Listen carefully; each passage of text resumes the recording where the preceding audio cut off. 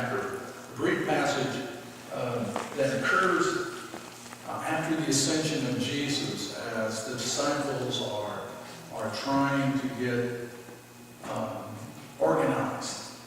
And they've realized that with the passing of Judas, the 12 are now 11. And this is what we read. I'll be reading the words in yellow, and by you read aloud together the words in white. Therefore, it was necessary to choose one of the men who had been with us the whole time the Lord Jesus was living among us. From John's baptism to the time when Jesus was taken up from us. For one of these must become a witness with us of his resurrection. So they nominated two men, Joseph, called Barsabbas, also known as Justus, and Matthias. Then they prayed, Lord, you know everyone's heart. Show us which of these two you have chosen to take over this apostolic ministry which Judas left to go where he belongs. Then they cast lots, and the lot fell to Matthias. So he was added to the 11 apostles. I wonder whether it wasn't because his name was Joseph, but they also called him Barsabbas, and they also called him Matthias, and that was just too confusing, so let's pick the other guy. It's incredible, really difficult to comprehend, I think, act of faith. And perhaps not even one that many of us will agree on. But I believe there are 77 times in the Bible, the vast majority in the Old Testament, in which people of faith cast lots to make decisions. We aren't even sure what that meant. It's not clear. Did they have dice to throw? Was it drawing straws? We don't know, but it was what most of us would consider a game of chance. But in their faith, in their understanding, and in their prayer, they simply asked that God's will would be revealed in the results of that game of chance. I don't really know if that's faith or foolishness. But it's true that sometimes we just don't know what to do, how to decide. And so we have to find some way, some act of faith. I'm going to take you back a little while in the history of Christian church disciples of Christ, back to 1990 and 91. There was coming upon us the opportunity to elect a new general minister and president to lead the denomination. We elect someone every 6 years generally, and they are often eligible for a second term, but it was time to elect an entirely new person. And the new person who had been selected as the primary nominee by the general board and was presented to the congregations well before the election had the audacity to come out and tell the church that it was time we had honest conversations about human sexuality. 1990.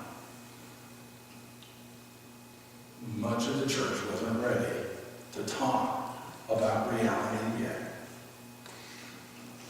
Certainly, a clear majority were.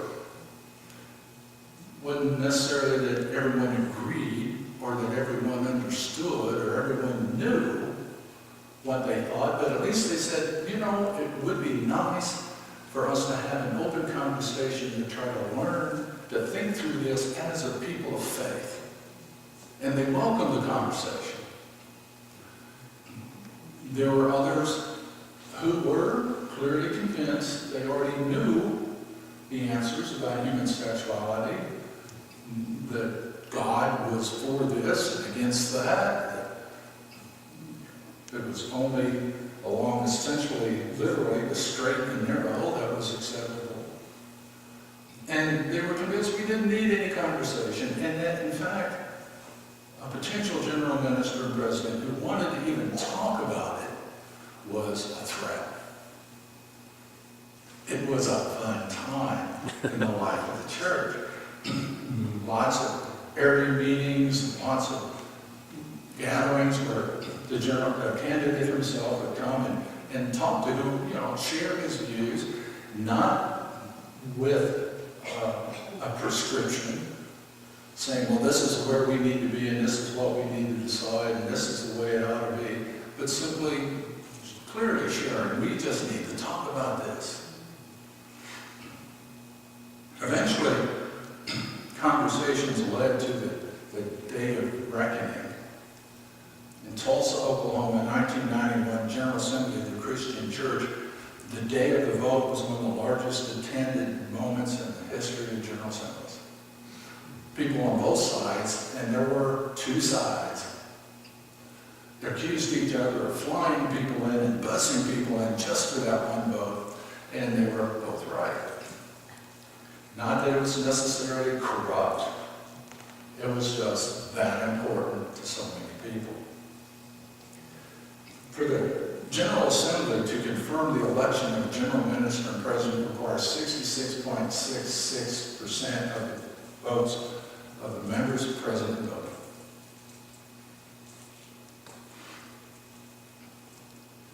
The nominee received about 66% of the votes present and voting, but not the extra 0.66.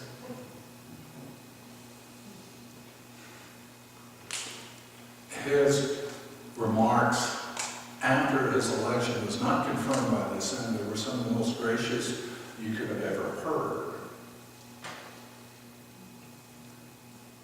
The remarks in the hallway afterward were not so much. A great deal of pain, conflict, anger, frustration. As is going to happen when 66% are disrupted and their will is taken by 34. It's going to happen. I was still pretty much a kid. And I remember conversations with senior ministers in the hallway. And it was my place, I guess, my time to remind them that what we believe as disciples, it's almost as strange as what those first disciples believed, that God's decision can be revealed in the casting of lots. Somehow, we believe that God's will is revealed by the majority. That what the people decide must be the will of God. And that somehow or another, we must find within ourselves the faith to accept that. It's always an easy thing to say when you're in the majority and the majority wins. When you're in the minority, and you're solidly, deeply convinced that what you believe is right and the majority believes something else, it takes a great deal of faith to say, this must be the will of God. Now, mind you, I certainly don't believe that the majority of human beings are always right. In fact, usually I think they're wrong. But it's still the way we have come to understand ourselves as people of God. And if we've only been raised within disciples and we only know that, then we don't realize just how incredibly radical that is too. Not only, as we said last week, do we accept diversity and celebrate it, but we also somehow believe that the mind of God can be revealed through our common thinking. Denominations, by and large, don't do that. Someone makes decisions. Somewhere there's a hierarchy. Somewhere there's an authority structure of some sort. And the opinion of the average member may be sought, but it certainly won't have an impact on decisions. It's a radical trusting in each other, which can make a congregation become very close, because we are one body, making one decision, standing by each other, regardless of whether the majority views the way I do. It can also clearly disintegrate the body when somehow some of us as individuals cannot find the faith to believe that even though this isn't the way I wanted it to be, this is the way it is. And I belong to the body whether I agree with the majority or not. Real life, as you know, in a workplace, in a family, in a church, real life can either draw us closer together or tear us apart. And sometimes having some hierarchical authority make a decision for us at least takes the pressure off of us as a body. Sometimes we can be united in our common disagreement with what they told us we have to do. Just like when we were kids and mom and dad was doing the same thing.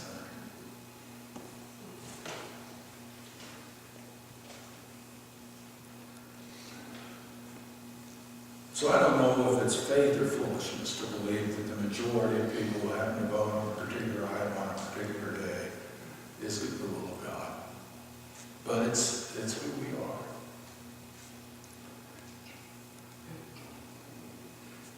We are in the midst of making a decision as a congregation regarding our potential mutual ministry. You've heard a little, you've heard a lot, you've read some, perhaps you've forgotten it, perhaps it didn't make sense. But we're getting closer and closer to making decisions. And we'll make those decisions together. But this seems to be, what I'm about to share, seems to be at the heart of what we'll be doing, the riskiest part of what we'll be doing if we decide together to do it. Because, we're planning to expand somehow our recovery central, trying to be a little bit more fully present in the community, trying to be a beacon for people who believe in recovery, trying to do something that makes a difference. But what seems to have come out of our conversations and our dreams and our hopes is the notion of trying to develop what we're going to call a sponsorship program. Of sorting through and interviewing and negotiating with one person in the family who's in recovery, probably coming out of incarceration of some sort, trying to figure out how we can tangibly help this person overcome the struggle that it takes when they transition back to the real world. The struggles are stunning at times. These are the kinds of things that most of us, I think, would be more happily ignorant of than to face. But we're talking about trying to help identify what are the priorities, what can we do, what can't we do to help make this more possible, to create a model of sorts so that what we do and what we learn from what we do can then be replicated by other congregations or by us in the future, so that perhaps there will be a number of families down the road who can look back and say, hey, because a church or a group of people decided that they were willing to take a risk alongside us, we are now on stable ground. We are now experiencing abundant life.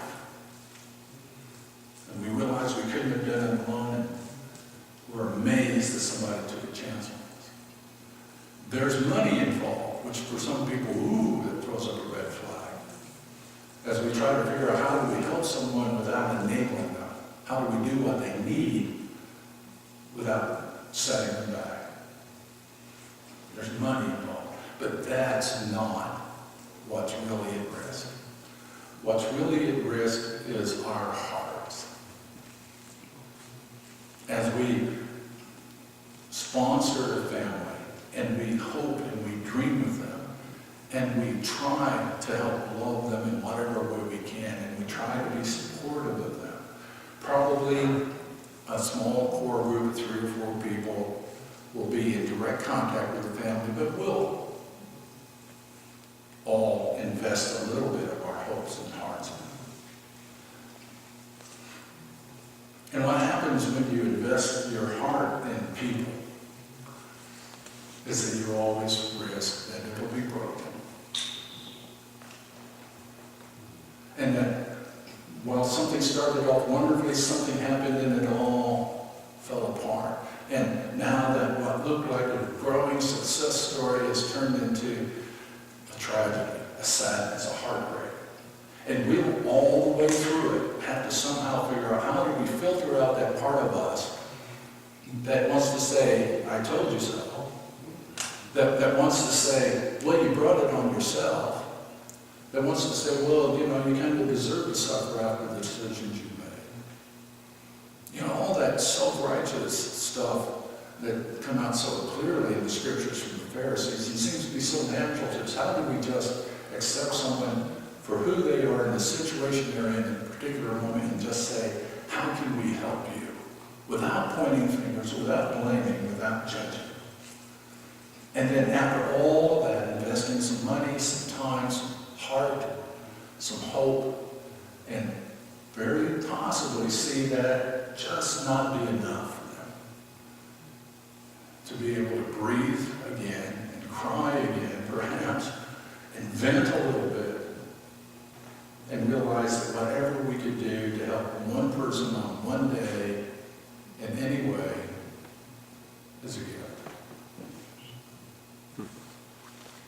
That's the decision we'll be making, and we'll be making together. Are we willing not just to invest some money? Because Jesus has been telling us all our lives that money is not really as important as we think it is. But it's our hearts. A few weeks ago, Larry Mattis reminded us that helping people is in our DNA. And I affirm that 100%. When I was 17 years old, I could put a 90-pound package of shingles on my shoulder and climb up a ladder and put it on the roof. I still have the same DNA I had when I was 17. But I can't do that. When I was 21, I could play 5 sets of tennis in 95-degree weather. I could ride a bike 25 to 40 miles a day. I could dunk a basketball. I still have the same DNA. Part of our decision-making will be an honest look at ourselves and one another and say, just because, even if we really want to do this, can we do this? And so our prayerful thought, not only to who we are and what we want and what we believe God is calling us to do, but are we really willing and able to put forth the heart to invest so much in someone's hopes and dreams? The only decision that will make sense is one that is well thought out, honest, and reflective. But in the end, it always takes faith.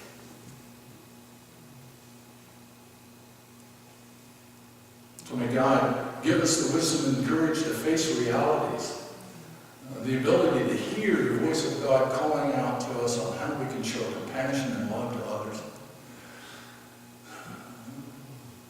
and the faith to make the decision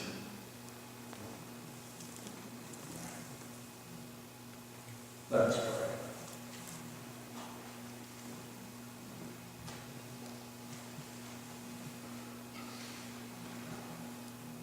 Most gracious God, most certainly you took a chance on us when your Son died on the cross to save humanity, to send a message of love and grace in the midst of hatred and rejection.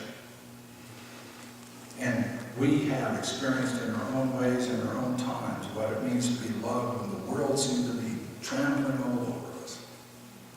And we have experienced redemption. We have experienced the power of the resurrection. We have experienced the wonder that is you in the midst of chaos and loneliness and pain and suffering. And in our hearts, we only want to pass along that great joy and those blessings to others. So continue to teach us, O God, and help us discover your will for us, that we might find the faith to make the decision that we believe reflects your